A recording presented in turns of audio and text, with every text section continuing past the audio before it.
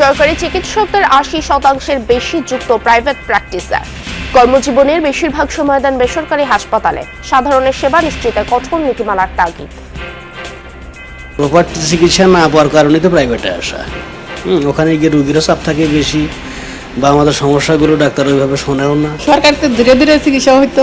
নিয়োগের পর্যায়ে ঠিক করে নিতে পারেন যে তারা প্রাইভেট প্র্যাকটিস করবে না। জুলাই গণঅভ্যুত্থানে আহত অথবা সাহসিকতা দেখালেও সম্মুখ যোদ্ধাদের অনেকেই নেননি স্বীকৃতি। অভিযোগ, গত ২ বছরে অনেকটাই ভুলিয়ে দেওয়া হয়েছে সেদিনের বীরত্ব গাথা। ইতিহাস থেকে সব মুছে দেওয়ার চেষ্টা। তো এরকম যদি হয়, আসলে ইন ফিউচারে এটাকে আর কেউ ধারণা করবে না। ওই সময় আমার হাতে, কপালে, তারপর হচ্ছে বিভিন্ন জায়গায় আপনার এই ছড়াগুলিগুলো আমার লাগছে। এই যে ছেলেটা বেঁচে আছে না মারা গেছে, এটা কিন্তু কেউই দিন শেষে খোঁজ নেয়নি।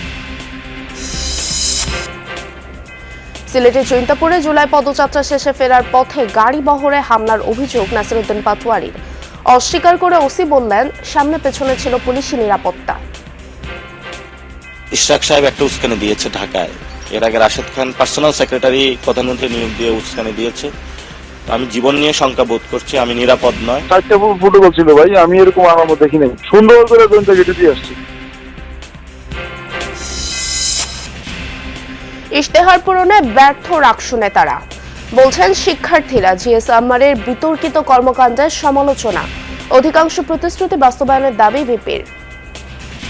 শিক্ষার্থীদের অধিকার সম্পর্কে একটা ন্যূনতমভাবে একটা প্রেসার গ্রুপ হিসেবে কাজ করা, তার ন্যূনতমভাবে কিছুই করেনি। ভোটের রাজনীতিতে তারা আসলে জিতার জন্য এই ধরনের আসলে বানায় মানে যা মাথায় আসছে তাই দিয়ে দিচ্ছে। 59% কাজ আমাদের সম্পন্ন হয়েছে এবং চলমান, আর 41% কাজ আমাদের একেবারেই হাত দেওয়া হয়নি।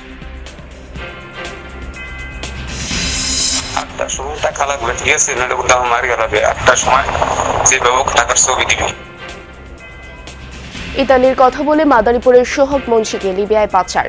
60 লাখ টাকা দিয়েও রক্ষা পায়নি জীবন। মরদেহ ফেরানো সহ দায়ীদের বিচার চায় পরিবার।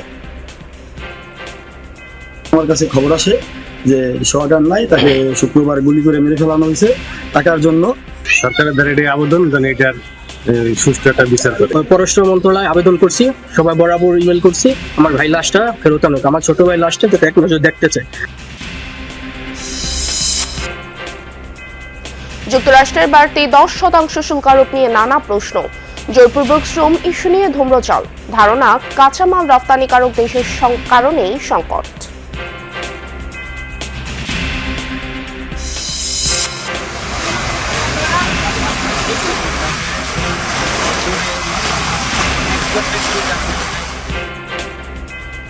কিশোরগঞ্জের কটিয়াদীতে গ্যাসের অবৈধ সংযোগ নিতে গিয়ে সরবরাহ লাইনের লিকেজ। প্রায় 1.5 মাস ধরে বিরামহীনভাবে বেরিয়ে যাচ্ছে গ্যাস। এলাকায় আতঙ্ক।